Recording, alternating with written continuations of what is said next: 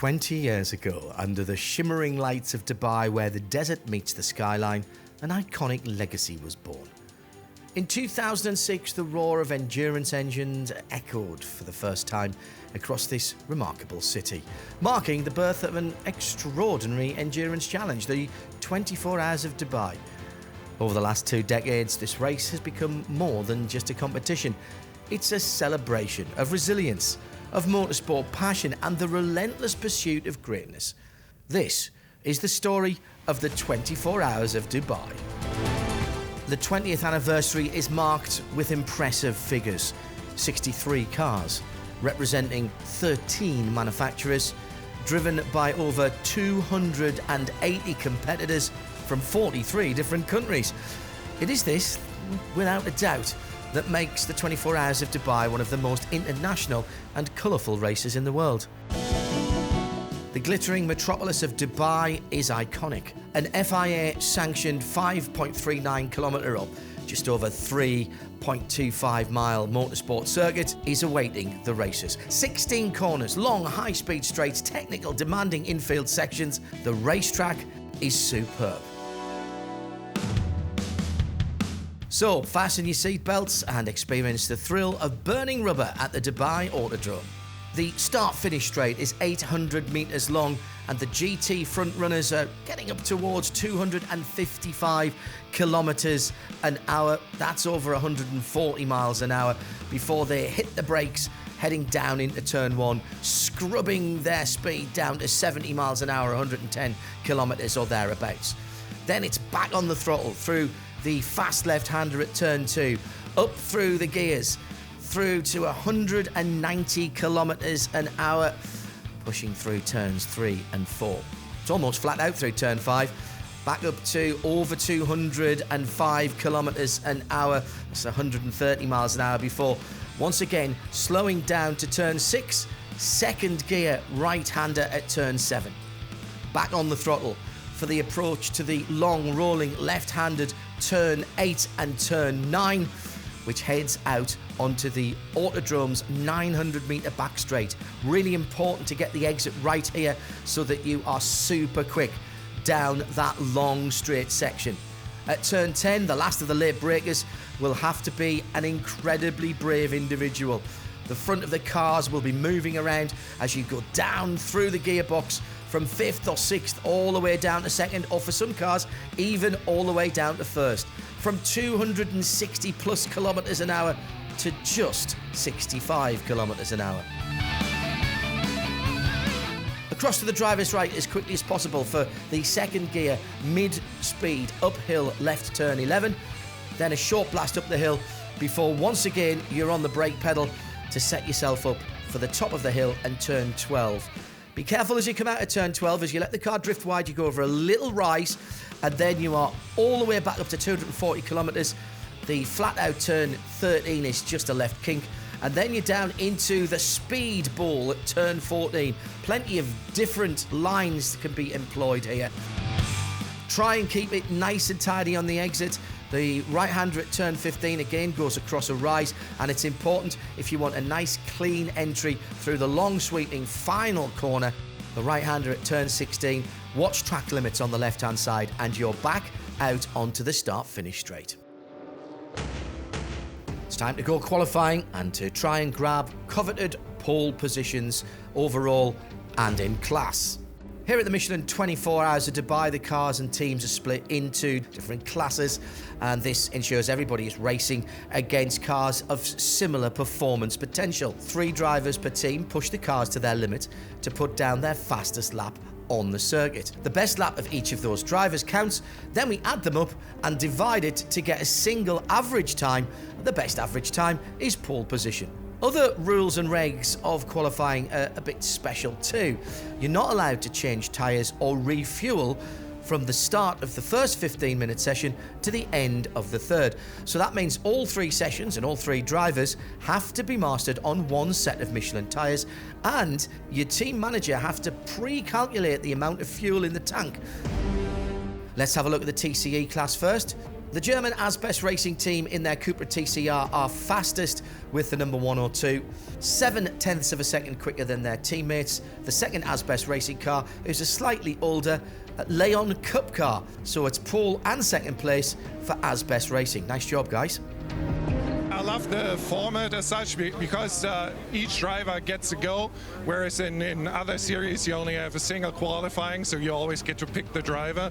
And we did a fantastic job as a team. Congrats also to all the other drivers out there, and looking forward to the race tomorrow. It's number 495 that is the fastest qualifier in GT4. It's the French team CMR with their Ginetta G56 GT4. All three drivers have impressed with their best lap times in the session, and it's not too difficult to work out then which team has the best average. When we look at the numbers, they've outpaced their competitors by more than a second on the averages. In the GTX category, it's the well-known Lippert Motorsport team. They're running the only Lamborghini Huracan Super Trofeo on the grid. It's number 710. Lippert benefited from an odd mistake made by the quickest car in GTX. That was the Rossa LMGT of Graf Racing, and actually they were 0.8 of a second quicker than the Lamborghini, but unfortunately pro driver Nikita Mazepan took the first session. The regulations clearly state it should have been the squad's AM driver, so they were penalised and end up down in 5th in GTX. As ever, it's very close in the Porsche 992 Cup class.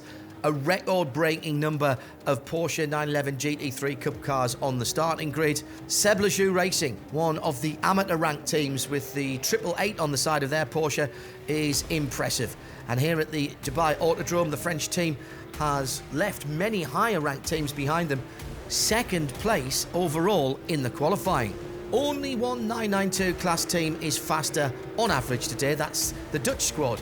Red Camel Jordan.nl, that's the 909 car in bright orange and black. Ivo Breukers, his two sons Rick and Luke, together with the Swiss driver Fabian Dance, once again unbeatable in qualifying. So then, pole position in the 992 class for Red Camel-Jordan.nl. There's drama at the very start of the GT3 class qualifying, before most of the drivers have even completed their first flying lap. Zhou Biuhang in the Trésor Tempo Racing Audi RS8 LMS is into the barriers heavily on the back straight. It's a red flag, and the qualifying is put on hold before it's really even started. As we can see from the replay, Zhou made slight contact with the Hoffa Racing Mercedes and then literally speared off into the Armco barrier. Qualifying is over immediately for Team Trésor Tempo, and even to get that car back on the grid for tomorrow will be an almost impossible job for the mechanics. The Marshals and Track Services team, always hard working at a racetrack, have done a heck of a lot of work to repair the extremities of the circuit. There's been quite a delay, but qualifying is now restarting, but in different conditions. It's dark now, a challenge which perhaps was not foreseen, but it's a good test for the drivers for around about 13 and a quarter hours of the race tomorrow. It's the Italian Dynamic GT team who grabbed third place in qualifying. Thomas Kiefer pulls out the fastest lap time in Q1. At the end, a blink of an eye, or 43 thousandths of a second, is all that separates that car from second place. Outside of the front row then is Winward Racing, the German team with the Mercedes AMG GT3 number 16. They've got a lot of ambitions for this season. They set good times in qualifying 1 and 2, and in qualifying 3, Gabriele Piana set the second best time, and therefore it's a well-deserved second place for his team. It quickly has become apparent which team is dominating qualifying today. Pure Racing with the number 92 Porsche. British young gun Harry King has outclassed his rivals in Q2 and driven almost a second faster than anyone else on the track. Thomas Preining has brought home the coveted pole position. All three drivers under 1 minute 59 seconds. No other team on the grid has achieved that. Yeah, thank you. The team's done an amazing job. We've had a good preparation for the event yesterday and this morning, so I'm really happy with the car we got at the moment. I hope we still learn something in the night practice when maybe the temperatures go down a bit for the race, and Yeah, all in all, if everything stays as it seems, it's the perfect starting position, obviously, and we'll try to stay there. High noon on Saturday, it's race day. Everything that has gone before is now in the past and doesn't count, to be honest. The smell of high-octane fuel hanging in the air, a tense atmosphere full of excitement on the starting grid and in the grandstands. Teams, as ever, busy in the paddocks, on the grid, making sure everything is perfect for a demanding 24 hours ahead. An important factor for the pole-setting Pure Racing is that Race Control has decided that all Porsches have to carry an extra weight, 20 kilos added, to ensure an equal balance of performance. So what's Harry King's opinion on that? Yeah, of course. One thing being an endurance race, you get a bit more tire degradation, so you've got to be mindful of that. And also the car's agility is a little bit more lazy, so yeah, it's just going to feel like we're carrying a bit more fuel than we usually would have had. But like I say, we've got a great lineup, and I think all of us will adapt, no problem. Of course, it would be nice to experience and drive the car with this extra weight that we are going to carry, but like I say, we've got no other option but to get our head down and carry on. Winward Racing starting in second with their AMG Mercedes GT3 might benefit from that. Nevertheless, be a long and demanding 24 hours.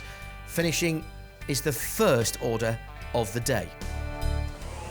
We were a bit surprised by the pace of the Porsches because, they were a bit hiding maybe during the test. But I think over the distance we have quite a good package. But, I will start with all the cliches now. It's a long race. There's a lot of traffic. We have to be safe, not damage the car. So the ultimate pace, I don't think will be the deciding factor. Ultimately, being clean, have a sound, good race car for the last 6-7 hours would be key. So I'm not saying that we will be keeping it easy, but we will try not to be like it's not a sprint race, So we have a Collywood superstar competing in the Michelin 24 Hours of Dubai this year. Ajit Kumar is a real hero for many of the Indian crowd in the grandstands, and it feels like he has an even bigger entourage around him than Brad Pitt did at Daytona in 2024. Honestly, I wasn't expecting so much of a turnout, but I love them. I love them unconditionally. I think it's all the same. I mean, both acting and racing are very physically and emotionally demanding jobs, and so are other professions. It's just about how you compartmentalize and prioritize things, right? And I hate multitasking, so I wouldn't want to do that. Instead, try and focus on one activity at a time, and it's better. It's better in every way. For other teams, it's the car that's the star. Al-Manar Racing by Team WRT is here with a brand new for 2025 BMW M4 GT3 Evo. We have smaller mirrors. Well, you don't use them anyway. No, honestly not too much. More like trying for the mechanics to improve the car, working on it. We obviously also brought some upgrades that hopefully make us a bit quicker over the long run. But we had a competitive car in the last few years, so car looks more or less the same for the fans outside, and it's still going quite well.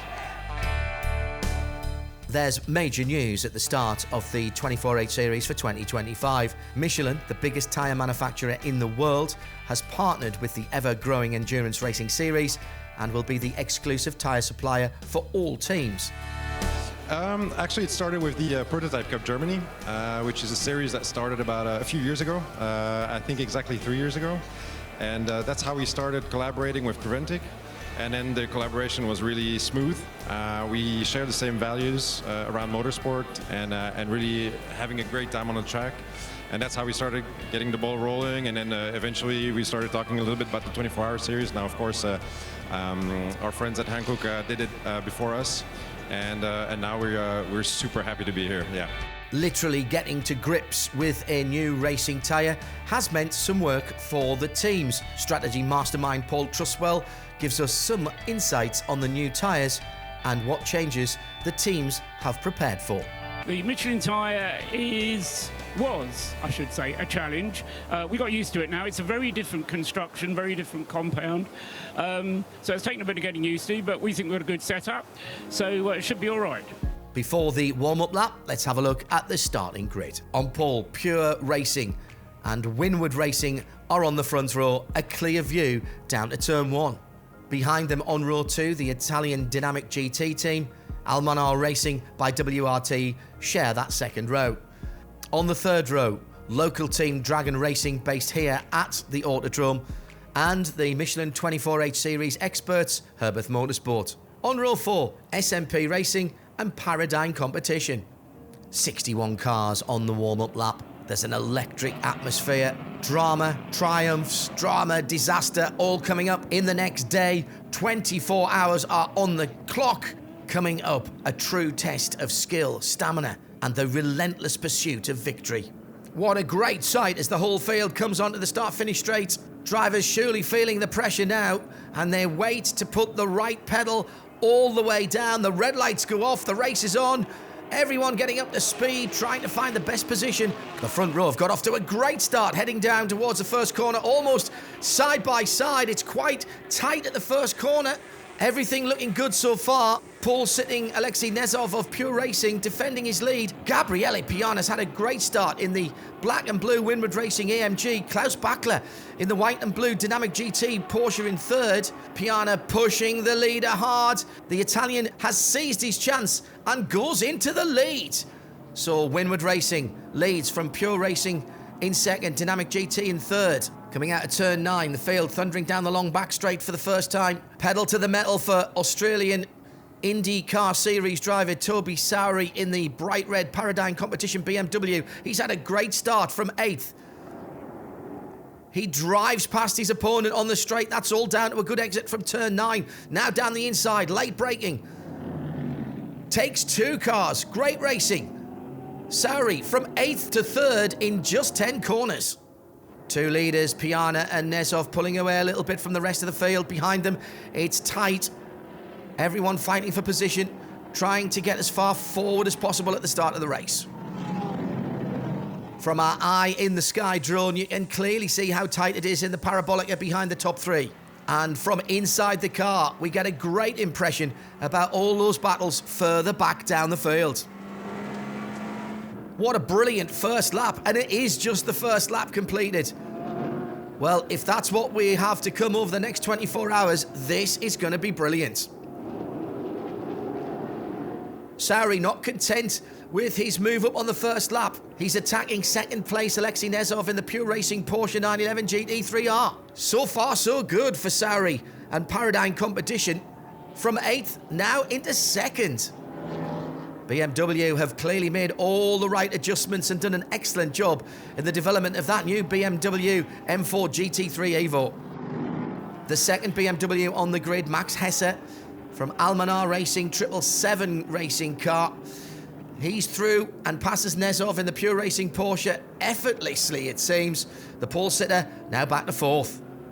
Well, this is a blistering pace at the front of the field. They're lapping the back of the 60-plus car field after just a couple of laps. And from now on, traffic is always going to be a challenge. Remember, no safety cars to bunch the field back up in the Michelin 24H Series. A fast and furious 20 laps completed. Toby Sowery still a driver on a mission. Hot on the heels of Gabriele Piana in the blue. And it's another pass for position as the Australian goes into the lead. The Paradigm Competition red and black BMW M4 GT3 Evo leads the Michelin 24 Hours of Dubai. And now Max Hesse in the second BMW of Almanar Racing, the number 777, is coming up behind Gabriele Piana. Bit of traffic in the infield section, but Hesse on the inside line at turn 11 goes through into second. The Bavarian duo of Paradigm and Almanar Racing, first and second. With a breathless 45 minutes completed, let's have a look at the 992 class. The team with the fastest qualifying time in 992 was Red Camel Jordan.nl, but they got a grid penalty after they were reported for an unarmed fire extinguisher. The beneficiary of that was Seb Lejeune Racing in the black, blue and grey Porsche. The number 992, Paul Mayer, doing a good job so far and defends the lead. Good race start as well for Huub van Eindhoven of Tierra Outdoor Racing. They qualified 8th in the 992 class. He's already up to 2nd. 3rd place is that number 909 Red Camel Jordan.nl Porsche. Rick Breukers currently behind the wheel, trying his best to make up the ground lost from that grid penalty for the fire extinguisher problem. Back to the front of the field, and the next battle for the lead is starting to heat up. Max Hesse in the white Almanar Racing BMW is closing in to Toby Sowery in the red BMW of Paradigm. Hesse looks determined to take the lead, and Hesse has now gone past Sowery into the lead of the Michelin 24 Hours of Dubai. Time now for the first scheduled pit stops. Max Hesse of Almanar Racing comes into the pits. Gabriele Piana in the blue Winward Racing Mercedes ANG also comes for service. It's a great pit stop by the Winward Racing crew, and they've managed to get the Mercedes out a few seconds quicker than the BMW. But before they go back out onto the track, of course, they both need some fuel in the specific refueling area. Another lap on track for Toby Sowery, so he gets the lead back, brings the BMW back to the pits. There'll be a driver change, a new set of Michelin tyres, and a full tank of fuel.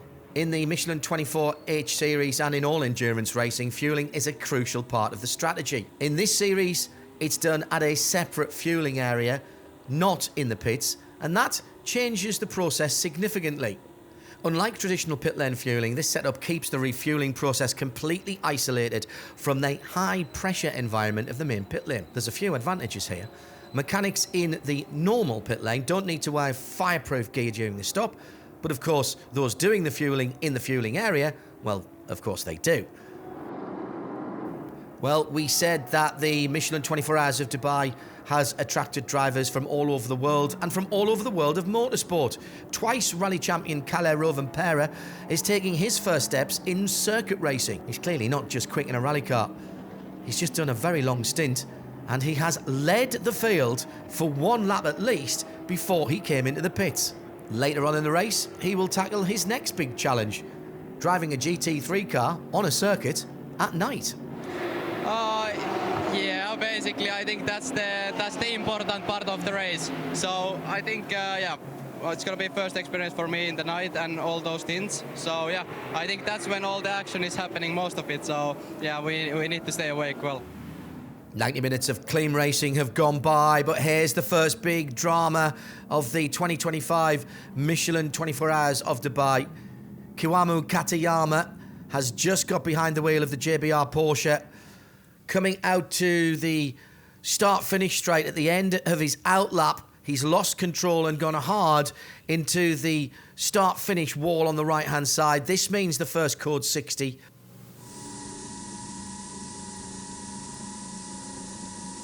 In Creventic racing, code 60 is a safety procedure to manage on-track incidents. All cars immediately slow down to 60 kilometers an hour and maintain their positions with no overtaking. Unlike the scrambling of a safety car, this happens immediately and avoids the bunching up of the field. Therefore, it keeps the gaps that have been earned between cars consistent and ensures a quicker, safer response from the marshals to any incidents.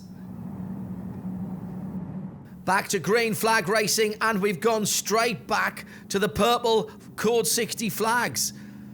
Another hit on the wall. Frederick Jusset, Team Motor Park, so not even a full lap under green. The next code 60, and a lot of work for the marshals again. I don't think there's going to be much that the Team Motor Park mechanics can do here.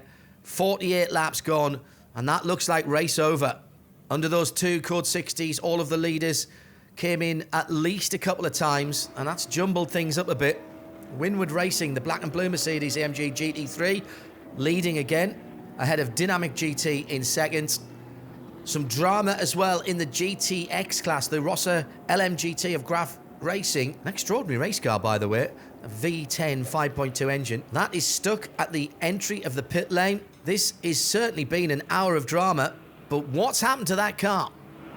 Well, I haven't been in the car for long. I went out, it was code 60, and then we started pushing. And unfortunately, we discovered on data an issue with an exhaust, which we were monitoring for a bit. But out of the last corner, I lost all the power, and I realized the car is not going to make another lap, so I had to pull inside the box. And as soon as I pulled inside the box, the gearbox said goodbye to me, and the car stopped, so I had to push it in myself, and the race is long, and I think we're going to change the engine and get back out. However, our competitors are getting an advantage now. Despite 2 Code 60s and a number of pit stops, Seb Lajoux Racing, the number 992, still leading that class, 1 lap ahead now of Tierra Outdoor Racing, the number 912. This has been a faultless race so far for the amateur team from France. In GTX, it's Lippert Motorsport with the 710 Lamborghini Huracan Super Trofeo. Nikita Mazepan has just said to us that the team from Germany has benefited enormously from the bad luck of Graf Racing just a few minutes ago. GT4, led by AGMC Racing, Simpson Motorsport. Great British team, and they've been doing consistently quick lap times so far. Good pit stop strategy as well in the Code 60s. Currently a decent lead ahead of SRS Team Zorg Rennsport in second place. It's Team Zorg Rennsport who lead in the TCE class, the Porsche 718 Cayman. It's been running like clockwork so far, started right at the back of the grid, but it's been a good first 3 hours of this ambitious and stalwart team of the Michelin 24H series. This series, and particularly this race, is an ideal proving ground for young motorsport talents and endurance racing novices. 24-year-old Hannah Grisham is from the United States, and this is her very first 24-hour race in a GT3 car. This is my first GT3 race, and so that was my first actual stint in a GT3 car, and nonetheless at 24 hours of Dubai, so it was amazing. It's definitely a bit hectic out there, trying to kind of get in my rhythm, but I made a bit of a mistake and sped in the fueling station, so sorry to my team for that, but I had a lot of fun and really looking forward to the rest of the race.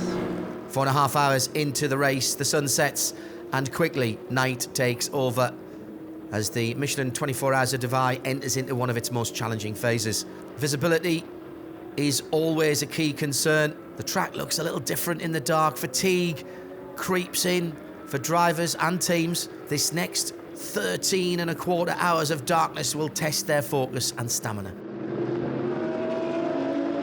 The darkness running has begun with an exciting battle for the lead. Dutch driver Luc Hartog in the dynamic GT Porsche on top, but Dan Harper from the Almanar Racing with WRT BMW team is hot on his heels into the pit lane for Hartog, so the fight is on pause for now. But it's clear that these two teams are certainly in the mix for the checkered flag tomorrow at 1 o'clock. The overnight hours have found its first victim. Dominic Olbert has lost control of his Porsche and is in the barriers at turn 10. That Porsche Cayman is very badly damaged. That means no rest for the mechanics for the next few hours, if they can even get that car back together and running. Let's hear from Dominic. I come back the back straight. I run around, I think, 230. And as soon as I hit the brakes, I moved nearly totally through it. And then, I tried to avoid it, but after 1-2 seconds, I recognized that will be an hard impact. RedCamelJordan.nl back where they want to be, on top of the 992 class. It's been a bit of a struggle to pull away from the others, but with Paul Truswell as head of strategy, you know your tactics are going to be spot on. That's how it looks at the moment, with pit stops still to come, but they have got a 2-lap gap right now to the second place car.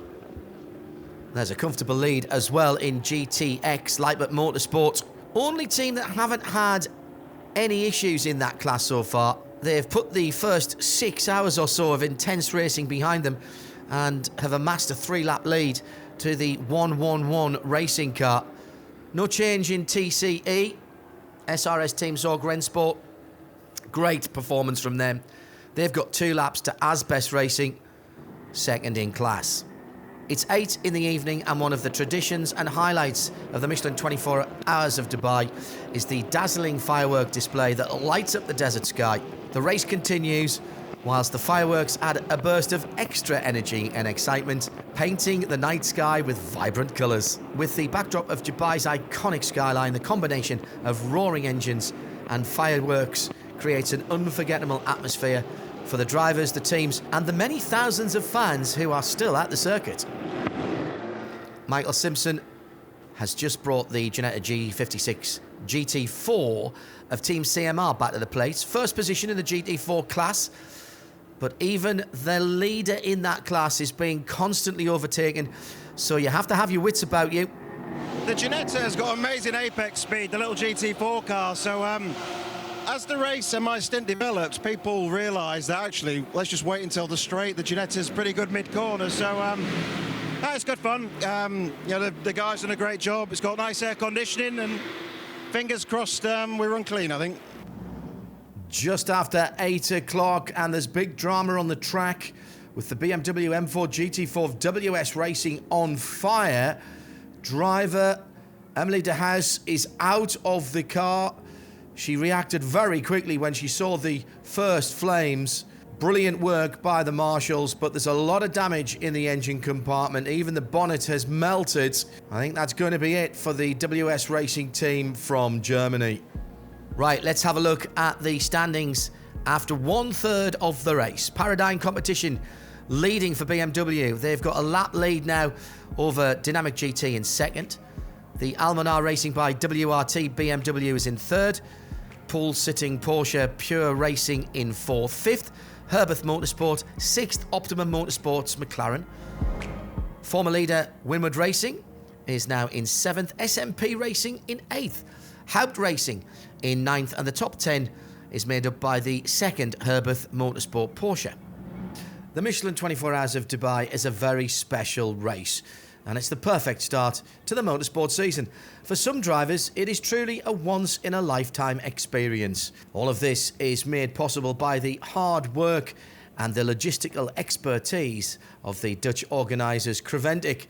Under their direction, over 100 cargo containers have been shipped to Dubai from all over the world.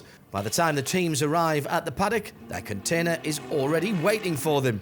This planning genius has been honed over the last 20 years. It's a fantastic event. They've put up a really good show, and I've really enjoyed it. My first endurance, and hopefully it won't be my last. I think I did a 2-hour race in Silverstone in the Ferrari, but this is awesome. With their GT3 cars bombing you up left, right and centre. It's absolutely amazing. It's really fantastic. Yeah, it's great, really friendly. I mean, I've done a Creventic round before, so I'm familiar with the series, but that was a few years ago. So, yeah, it's got bigger and better. Great teams here and really good organisation, and everything just runs like clockwork, so it's really good. It's been a phenomenal race for Lippert Motorsport and their Lamborghini. 10 hours down, 7 laps of a lead on second place in GTX 111 Racing. It's not just the car that has shown its strength. The entire team has been impressing with perfect pit stops and outstanding race strategy. But there's a bit of damage to the Italian supercar. Fortunately, it's not too bad, and it receives the traditional fix of racer tape.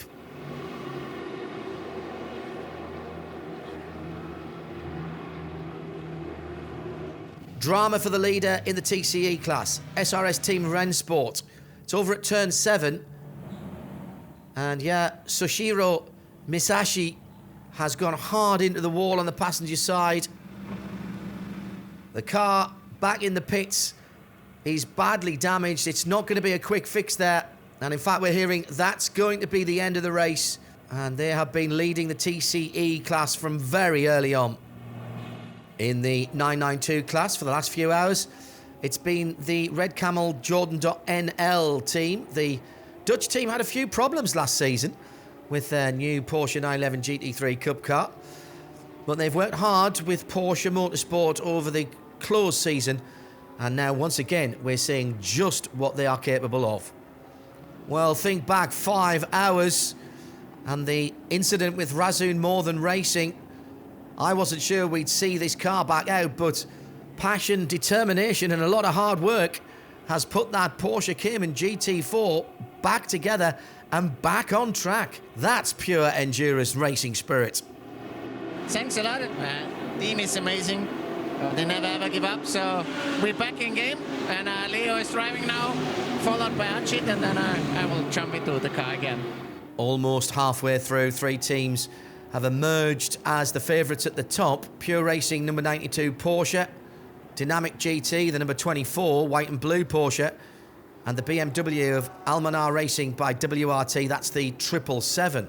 Now all these 3 teams have been driving an outstanding race. Slightly different pit stop strategies and fuel runs means that we're changing the lead on a fairly regular basis, but none of those trio of teams are pulling away. In endurance racing, being fast on the track is only part of the path to victory. Slick pit stops are key for being on top at the end of the Michelin 24 Hours of Dubai. Only 4 mechanics are allowed to change the tyres. They've got the yellow armbands on. A mechanic is also responsible for cleaning the windscreen. The green armband, well, that's worn by the team member who is helping with the driver change. Not just the tyres that have to be changed through the race. This is a high-stress race for the brakes, and they will have to be replaced at least once during the Michelin 24 Hours of Dubai. All going to plan so far for the Ginetta of Team CMR. Nico Prost and his teammates leading the field in class for more than 180 laps. And the distance to second place, AGMC Racing by Simpson Motorsport, has now gone out to an incredible 7 laps. Oh my goodness, that is Team CMR, the Ginetta on fire. Marshall's there quickly to put out the flames. The engine compartment, though, has been burned out. That looks like race over for Team CMR. Pretty much half of the race completed, but they'll go no further. We're starting the next set of scheduled pit stops. Alexander Malikin back into the pits. This will be a full service, driver change, new set of Michelin tyres, full tank of racing fuel. Harry King installed into that car. The young Brit going into his 3rd stint of the race. Well, everything was going well for Harry King, but around about an hour into his stint, he's got an issue. Looks like a problem to the rear right of that car. He's gone off track and he's taking the shortcut to the pits. That means this lap will not count for him. This is a huge setback for Pure Racing, and this will drop them down to 4th position. 24-hour endurance racing, you have to be prepared for anything, especially when we get into the darkness hours. For some of the amateur drivers, this will be their first time driving in almost complete darkness in race trim. Full throttle through the night without seeing all of the reference points around the track. That's what gives the 24-hour race a special atmosphere and character. Time to check in on the standings. With 16 hours completed, 385 laps are done and dusted. Dynamic GT and Almanar Racing by WRT 1st and 2nd. They're still on the lead lap, just under a minute between them. 1 lap behind in 3rd, Paradigm Competition. And Pure Racing also on the same lap. That's the 4th position car. 5th, Herbeth Motorsport. 6th, SMP Racing. Winward Racing holding on to that 7th position they've had for a while. And the 2nd Herbeth Motorsport Porsche is now up to 8th position. Actually, we've got 3 Herbeth Motorsport Porsches in the top 10, as their 3rd car is sitting there in 9th. Last year's winner of the Middle Eastern Trophy, Manamari Energy by EB Motors, makes up the top 10. Red Camel Jordan.nl still leading in the 992 class, but not all went as planned in the last stint. Ivo Broikus was behind the wheel and can talk to us now. I felt some vibration, but I have a really an awful stint. I have contact lenses, and all the time there was something in my eye. So basically I was driving in one eye, and I had a vibration in the brakes, and I thought that was maybe the brake pads. But looking at that now, we could have gone a little bit further as well. But anyway, we have new ones on, so now we can go to the end. I came on a little bit earlier, also because of the strategy and looking to the end. But this was from the beginning, so it's really awful. So they were coaching me a little bit, telling me who's behind, what kind of cars were behind, like a spotter kind of thing. So that helped me a lot, but I was so much in pain, and it was awful. Just after 7 in the morning, sunrise at the Michelin 24 Hours of Dubai. It's a magical moment. First light breaking over the horizon, possibly bringing a little new energy to the teams and drivers, as they have now just a 5-hour or so sprint to the checkered flag. Let's do a little roundup of what happened during the night in the different classes. Nothing has changed in GTX Lightwood Motorsport. The blue and white Lamborghini, no problems in the darkness. Almost unassailable lead of 26 laps. That's an hour's worth of racing pretty much, isn't it? At second place, the 111 racing car. Surely now the likeable German team can start to pace themselves through to that 1 o'clock finish. It's a similar picture in the GT4 class, where the brightly coloured BMW M4 GT4 of AGMC Racing by Simpson has been running like clockwork. Tim Docker and his teammates have survived the night well. They'll be looking out for the checkered flag. A 7-lap lead now from SRS Team Sorg Rennsport. Victory in sight for Simpson and AGMC? Well, yes, but don't count any chickens just yet. Anything can happen. It's not over till the fat lady sings, so you don't get ahead of yourself. You just keep focused, and where the racing gods take us is where they take us. But fingers crossed, yes.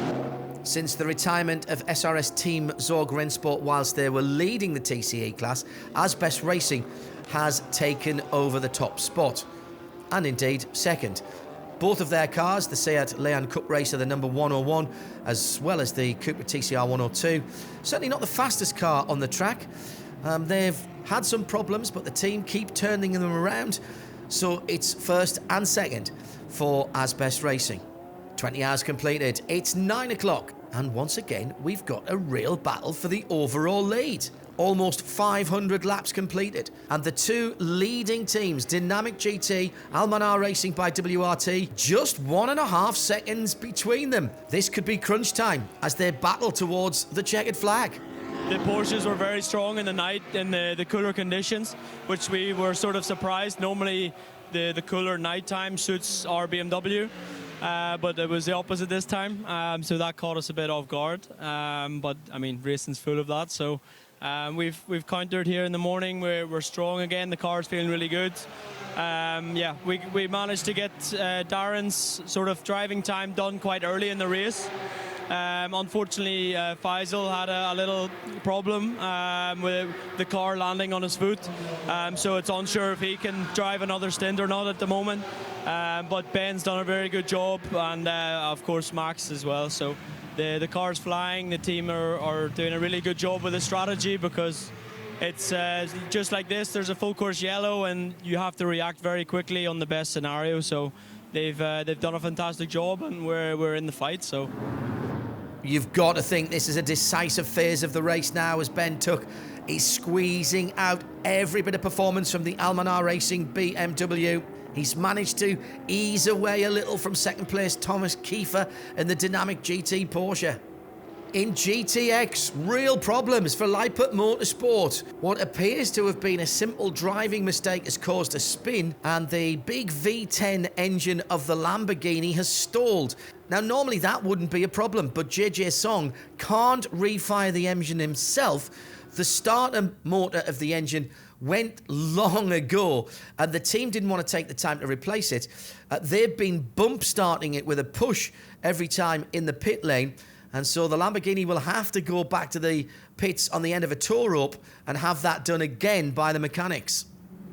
Second place in GTX, Jack Camilleri in the 111 Racing IRC GT car. Tube-framed V8 with a General Motors crate engine.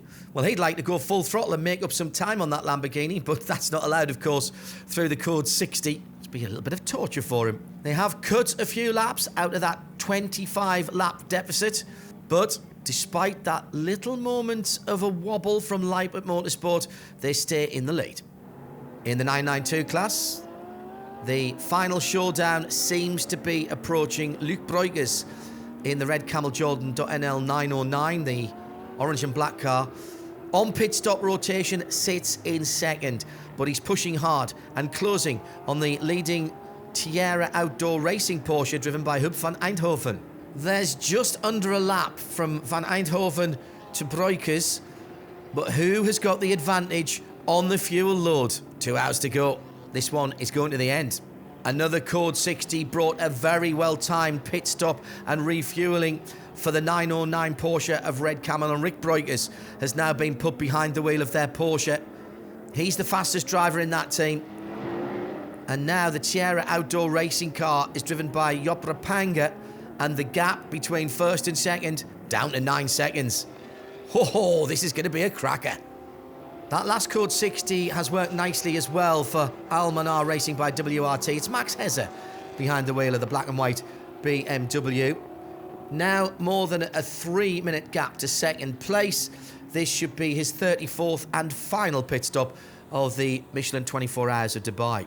Now the mission is clear. They have to bring home that coveted victory. Dynamic GT, by the way, still has to do their final pit stop, so the gap is actually even bigger than we see on the track.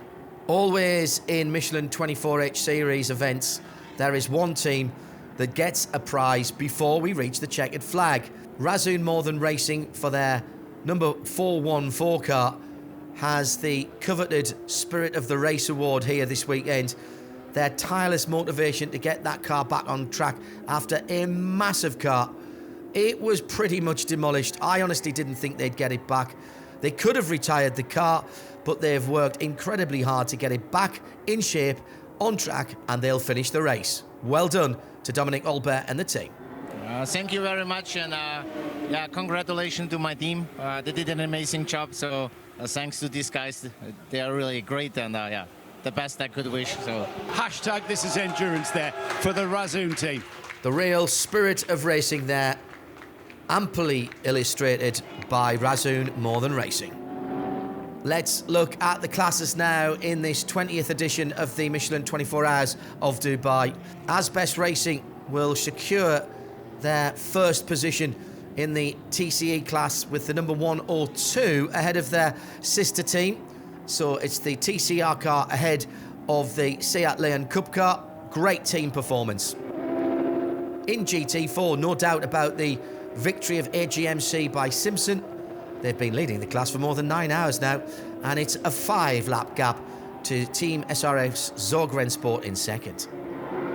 It's an even more impressive victory, pretty much start to finish for Leopard Motorsport in the GTX class. The Lamborghini number 710 has got some scratches and damage to the bodywork, but other than that, it's been a picture-perfect race for the German team. 37 laps ahead of the rest of the field. That tells the story, doesn't it?